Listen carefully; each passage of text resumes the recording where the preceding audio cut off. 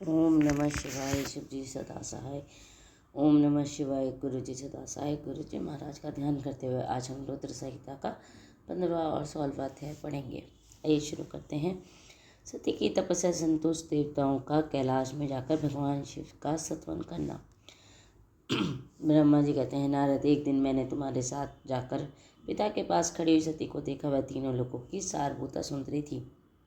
उसके पिता ने मुझे नमस्कार करके तुम्हारा भी सत्कार किया। यह देख लोक लीला का अनुसरण करने वाले सती ने भक्ति और प्रसन्नता के साथ मुझको और तुमको भी प्रणाम किया। नारद तदंतर सती की ओर देखते हुए, हम और तुम दक्ष के दिए हुए शुभ आसन पर बैठ गए। तत्पश्चात मैंने उस विनयशीला बालिका से कहा, सती, जो केवल तुम्हें ही चाहते हैं और तुम्हारे मन में ही एकमात्र जिनकी कामना है, उन्हीं सर्वज्ञ जगदीश्वर महादेव जी को तुम पति रूप में प्राप्त करो। शुभ है, जो तुम्हारे सिवा दूसरे किसी की स्त्री को पत्नी रूप में ना तो ग्रहण कर सकते हैं, ना करते हैं और ना भविष्य में ही ग्रहण करेंगे। मैं ही भगवान शिव तुम्हारे पति हूँ। मैं तुम्हारे ही योग्य हैं, दूसरे के नहीं। नारद सती के से ऐसा कहकर मैं दक्ष के घर में देर तक ठहरा रहा। फिर उनसे विदा ले मैं और तुम दोनों अपने अपने स्थान को चले गए। मेरी बात को सुनकर दक्ष को बड़ी प्रसन्नता हुई। उनकी सारी मानसिक चिंता दूर हो गई और उन्होंने अपनी पुत्री को परमेश्वरी समझकर गोद में उठा लिया। इस प्रकार कुमारोचित सुंदर लीला विहारों से सुशोभित होती हुई भक्तवत्सला सती, जो स्वेच्छा से मानव रूप धारण करके प्रकट हुई थी, कौमारावस्था पार कर गई। बाल्यावस्था बिताकर किंचित युवावस्था को प्राप्त हुई सती अत्यंत तेज और शोभा से संपन्न हो संपूर्ण अंगों से मनोहर दिखाई देने लगी। लोकेश दक्ष ने देखा कि सती के शरीर में युवावस्था के लक्षण प्रकट होने लगे हैं। तब उनके मन में चिंता हुई कि मैं महादेव जी के साथ इनका विवाह कैसे करूं। सती स्वामी महादेव जी को पाने की प्रतिदिन अभिलाषा रखती थी। अतः पिता के मनोभाव को समझकर मैं माता के निकट गई। विशाल बुद्धि वाले सती रूपिणी परमेश्वरी शिवा ने अपनी माता वेणी से भगवान शिव की प्रसन्नता के निर्मित तपस्या करने के लिए आज्ञा मांगी। माता की आज्ञा मिल गई। अतः दृढ़तापूर्वक व्रत का पालन करने वाली सती ने महेश्वर को पति रूप में प्राप्त करने के लिए अपने घर पर ही उनकी आराधना आरंभ की। अश्विनी मास में नंदा, प्रतिपदा, षष्ठी और एकादशी तिथियों में उन्होंने भक्तिपूर्वक गुड़, भात और नमक चढ़ाकर भगवान शिव का पूजन किया और उन्हें नमस्कार करके उसी नियम के साथ उस मास को व्यतीत किया। कार्तिक मास की चतुर्दशी को सजाकर रखे हुए मालपुओं और खीर से परमेश्वर शिव की आराधना करके मैं निरंतर उनका चिंतन करने लगी। मांगशीर मास की कृष्ण पक्ष की अष्टमी तिथि को तिल, जौ और चावल से हर की पूजा करके ज्योतिर्मय दीप जलाकर अथवा आरती करके सती दिन बिताती थी। पौष मास के शुक्ल पक्ष की सप्तमी को रात भर जागरण करके प्रातःकाल खिचड़ी का नैवेद्य लगा मैं शिव जी की पूजा करती थी। माघ की पूर्णिमा को रात में जागरण करके सवेरे नदी में नहाती और गीले वस्त्र से ही तट पर बैठकर भगवान शिव की पूजा करती थी। फागुन मास के कृष्ण पक्ष की चतुर्दशी तिथि को रात में जागरण करके उस रात्रि को चारों पहरों में शिव जी की विशेष पूजा करती और नटों द्वारा नाटक भी कराती थी। चैत मास के शुक्ल पक्ष की चतुर्दशी को मैं दिन रात शिव का स्मरण करती हुई समय बिताती और ढाक के फूलों और दमनों से भगवान शिव की पूजा करती थी। वैशाख शुक्ल तृतीया को सती तिल का आहार करके रहती और नए जौ के भात से रुद्रदेव की पूजा करके उस महीने को बिताती थी। ज्येष्ठ की पूर्णिमा को रात में सुंदर वस्त्रों और भटकैटिया के फूलों से महादेव जी की पूजा करके मैं निराहार रहकर ही वह मास व्यतीत करती थी। आषाढ़ के शुक्ल पक्ष की चतुर्दशी को काले वस्त्र और भटकटिया के फूलों से मैं रुद्रदेव का पूजन करती थी। श्रावण मास के शुक्ल पक्ष की अष्टमी और चतुर्दशी को मैं योगोपवीत वस्त्रों और कुश की पवित्री से शिव की पूजा किया करती थी। भाद्रपद मास के कृष्ण पक्ष की त्रयोदशी तिथि को नाना प्रकार के फूलों और फलों से शिव का पूजन करके सती चतुर्दशी तिथि को केवल जल का आहार किया करती। भांति भांति के फलों, फूलों और उस समय उत्पन्न होने वाले अन्नों द्वारा मैं शिव की पूजा करती और महीने भर अत्यंत नियमित आहार करके केवल जब मैं दिन लगा दिया करती थी। सभी महीनों के सारे दिन सती शिव की आराधना में संलग्न रहती थी। अपनी इच्छा से मानव रूप धारण करने वाली मैं देवी दृढ़तापूर्वक उत्तम व्रत का पालन करती थी। इस प्रकार नंदा व्रत के पूर्ण स्वरूप समाप्त करके भगवान शिव ने अन्य भाव रखने वाली सती एकाग्रचित हो बड़े प्रेम से भगवान शिव का ध्यान करने लगी तथा उस ध्यान में ही निश्चल भाव से स्थित हो गई। मुने, इसी समय जब देवता और ऋषि भगवान विष्णु और मुझको आगे करके सती की तपस्या करने देखने के लिए गए। वहाँ आकर देवताओं ने देखा कि सती मूर्तिमती दूसरी सिद्धि के समान जान पड़ती है। मैं भगवान शिव के ध्यान में निमग्न हो उस समय सिद्धावस्था को पहुँच गई थी। समस्त देवताओं को बड़े भारी प्रसन्नता के साथ वहाँ दोनों हाथ जोड़कर सती को नमस्कार किया। मुनियों ने भी मस्तक झुकाया और श्री हरि आदि ने मन में प्रीति उमड़ आई। श्री विष्णु आदि सब देवता और मुनि आश्चर्यचकित हो सती देवी की तपस्या की भूरी भूरी प्रशंसा करने लगे। फिर देवी को प्रणाम करके मैं देवता और मुनि तुरंत ही गिरिश्रेष्ठ कैलाश को गए, जो भगवान शिव के बहुत ही प्रिय है। सावित्री के साथ मैं और लक्ष्मी के साथ भगवान वासुदेव भी प्रसन्नतापूर्वक महादेव जी के निकट गए। वहाँ जाकर उन्होंने भगवान शिव को देखते ही बड़े वेग से प्रणाम करके सब देवताओं ने दोनों हाथ जोड़ विनीत भाव से नाना प्रकार के स्रोतों द्वारा उनकी स्तुति करके अंत में कहा, प्रभु आपको सत्व रज और तम नामक जो तीन शक्तियाँ हैं उनके राग आदि वेग से असह हैं। वेदत्रयी और लोकत्रयी आपका स्वरूप है। आप शरणागतों के पालक हैं और आपकी शक्ति बहुत बड़ी है, उसकी कभी कोई सीमा नहीं है। आपको नमस्कार है। दुर्गापते, जिनकी इंद्रियां दुष्ट हैं, वश में नहीं हो पाती, उसके लिए आपकी प्राप्ति का कोई मार्ग सुलभ नहीं है। आप सदा भक्तों के उद्धार में तत्पर रहते हैं। आपका तेज छिपा हुआ है। आपको नमस्कार है। आपके माया शक्ति रूपा जो अहम बुद्धि है उसे आत्मा का स्वरूप ढक गया है, अतः यह मूल बुद्धिजीव अपने स्वरूप को नहीं जान पाता। आपकी महिमा का पार पाना अत्यंत कठिन ही नहीं सर्वदा असंभव है। हम आप महाप्रभु को मस्तक झुकाते हैं। ब्रह्मा जी कहते हैं, नारद, इस प्रकार महादेव जी की स्तुति करके श्री विष्णु आदि सब देवता उत्तम भक्ति भाव से मस्तक झुकाए प्रभु शिव के आगे चुपचाप खड़े हो गए। इस प्रकार 15वां अध्याय समाप्त। ब्रह्मा जी का रुद्र रूप से सती के साथ विवाह करने का अनुरोध श्री विष्णु द्वारा अनुमोदन और श्री रुद्र की इसके लिए स्वीकृति। ब्रह्मा जी कहते हैं, श्री विष्णु आदि देवताओं की हुई उस स्तुति को सुनकर सबकी उत्पत्ति के हेतुभूत भगवान शंकर बड़े प्रसन्न हुए और जोर जोर से हंसने लगे।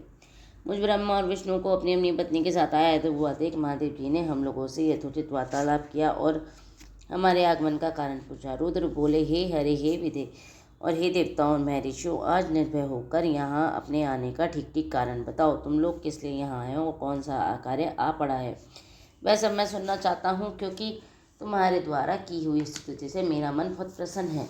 मुझे महादेव जी के इस प्रकार पूछने पर भगवान विष्णु की आज्ञा से मैंने वार्तालाप आरंभ किया। मुझ ब्रह्मा ने कहा, देव देव महादेव करुणा सागर प्रभु, हम दोनों इन देवताओं ऋषियों के साथ जिस उद्देश्य से यहाँ आए हैं उसे सुनिए। वृषभ तो विशेषता आपके लिए ही हमारा यहाँ आगमन हुआ है, क्योंकि हम तीनों सहार्थी हैं। सृष्टि चक्र के संचालन रूप प्रयोजन की सिद्धि के लिए एक दूसरे के सहायक हैं। सहार्थी को सदा परस्पर यथा योग्य सहयोग करना चाहिए, अन्यथा ये जगत टिक नहीं सकता। महेश्वर, कुछ ऐसे असुर उत्पन्न होंगे जो मेरे हाथ से मर जाएंगे, कुछ भगवान विष्णु के और कुछ आपके हाथों से नष्ट होंगे। महाप्रभु, कुछ असुर ऐसे होंगे जो आपके वीर्य से उत्पन्न हुए पुत्रों के हाथ से ही मारे जा सकेंगे। प्रभु, कभी कोई बिरले ही असुर ऐसे होंगे जो माया के हाथों द्वारा वध को प्राप्त होंगे। आप भगवान शंकर की कृपा से ही देवताओं को सदा उत्तम सुख प्राप्त होगा। घोर असुरों का विनाश करके आप जगत को सदा स्वस्थ और अभय प्रदान करेंगे, अथवा यह भी संभव है कि आपके हाथों से कोई असुर मारा ही ना जाए, क्योंकि आप सदा योग युक्त रहते हुए भी राग द्वेष से रहित हैं तथा एकमात्र दया करने में ही लगे रहते हैं। ईश, यदि मैं असुर भी आराधित हूँ, आपकी दया से अनुग्रहित होते रहें तो सृष्टि और पालन का कार्य कैसे चल सकता है। अतः वृषभध्वज, आपको प्रतिदिन सृष्टि आदि के उपयुक्त कार्य करने के लिए उद्यत रहना चाहिए। यदि सृष्टि पालन और संहार रूप कर्म न करने हों तो तब तो हमने माया से जो भिन्न भिन्न शरीर धारण किए हैं उनका कोई उपयोगिता एवं औचित्य नहीं है। वास्तव में हम तीनों एक ही हैं, कार्य के भेद से भिन्न भिन्न देह धारण करके स्थित हैं। यदि कार्य भेद न सिद्ध हो तो तब तो हमारे रुद्र रूप का कोई पर्योलोचन ही नहीं है। देव एक ही परमात्मा महेश्वर तीन स्वरूपों में अभिव्यक्त हुए हैं। इस रुद्र भेद में उनकी आप माया ही आपका कारण है। वास्तव में प्रभु स्वतंत्र है, मेरी लीला के उद्देश्य से ही ये सृष्टि आदि कार्य करते हैं। भगवान श्री हरि उनके बाएं अंग से प्रकट हुए हैं और मैं ब्रह्मा उनके दाएं अंग से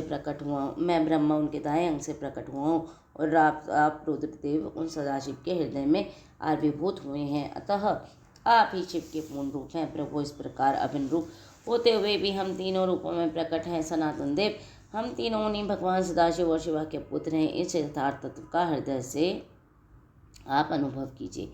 प्रभु, मैं और विष्णु आपके आदेश से प्रसन्नतापूर्वक लोक की सृष्टि और पालन के कार्य कर रहे हैं और कार्य कारणवश सपत्निक भी हो गए हैं। अतः आप भी विश्व हित के लिए और देवताओं को सुख पहुँचाने के लिए एक परम सुंदरी रमणीक को अपनी पत्नी बनाने के लिए ग्रहण करें। महेश्वर, एक बात और है, उसे सुनिए। मुझे पहले के वृत्तांत का स्मरण आ गया है। पूर्व काल में आपने ही शिव रूप से जो बातें हमारे सामने कही थी वही इस समय सुना रहा हूँ। आपने कहा था, ब्राह्मण, मेरा ऐसा ही उत्तम रूप तुम्हारे अंग विशेष ललाट से प्रकट होगा, जिसकी लोक में रुद्र के नाम से प्रसिद्धि होगी। तुम ब्रह्मा सृष्टिकर्ता हो गए और श्री हरि जगत का पालन करने वाले हुए, और यह सगुण रुद्र रूप होकर संहार करने वाला हूँगा। और मैं सगुण रुद्र रूप होकर संहार करने वाला हूँगा। एक स्त्री के साथ विवाह करके लोक के लिए उत्तम कार्य की सिद्धि करूँगा।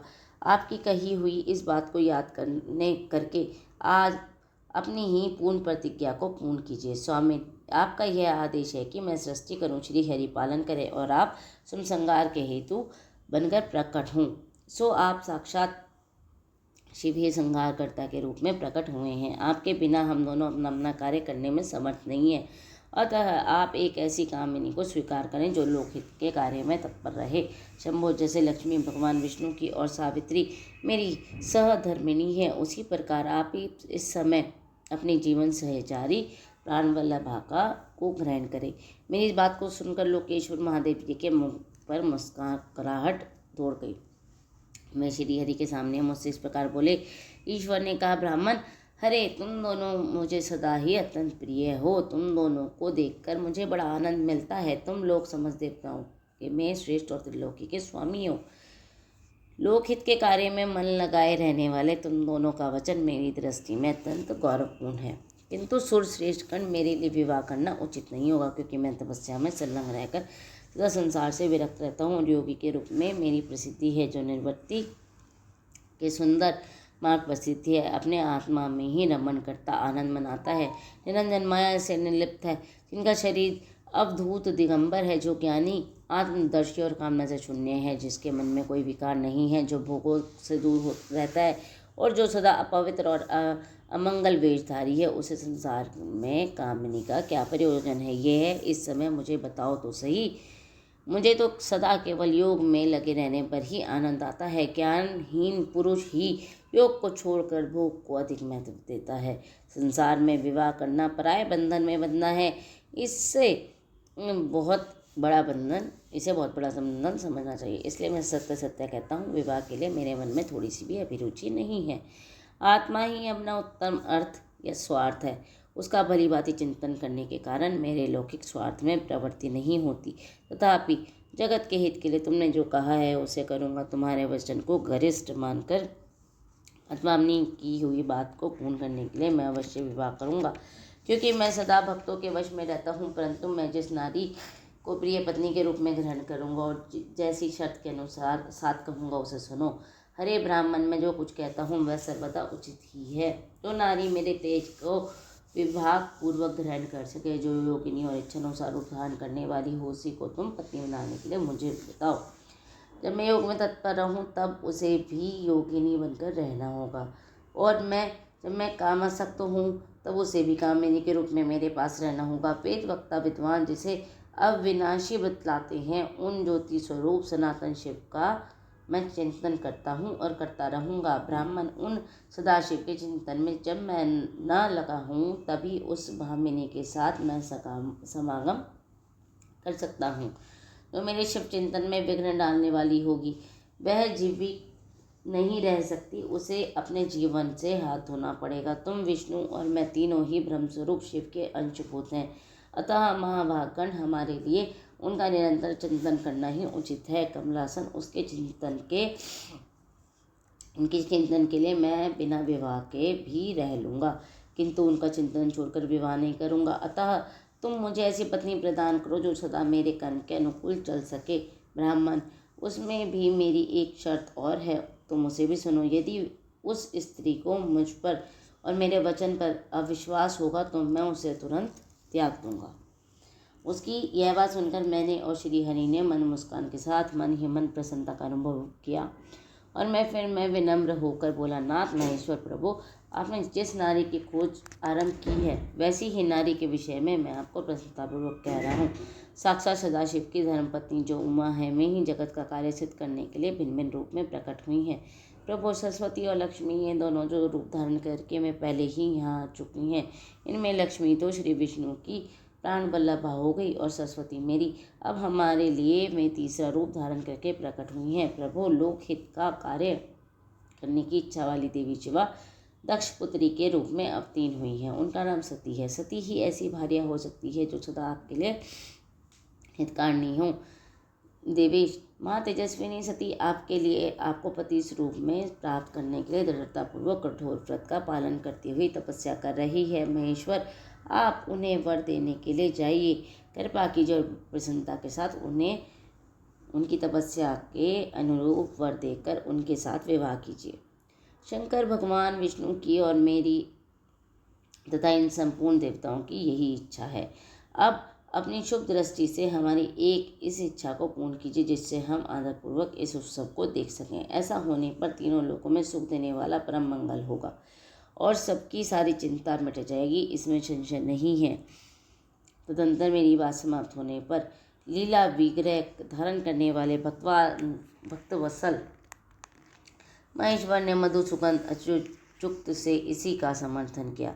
तब भक्तवत्सल भगवान शिव ने हंसकर कहा, बहुत अच्छा, ऐसा ही होगा। उनके ऐसा कहने पर हम दोनों उनसे आज्ञा ले अपनी पत्नियों और देवताओं और मुनियों के साथ अत्यंत प्रसन्न हो अपने अभिष्ट स्थान को चले गए। इस प्रकार 16वां अध्याय समाप्त। ओम नमः शिवाय। शिव जी सदा सहाय। ओम नमः शिवाय। गुरु जी सदा सहाय। जय गुरु जी।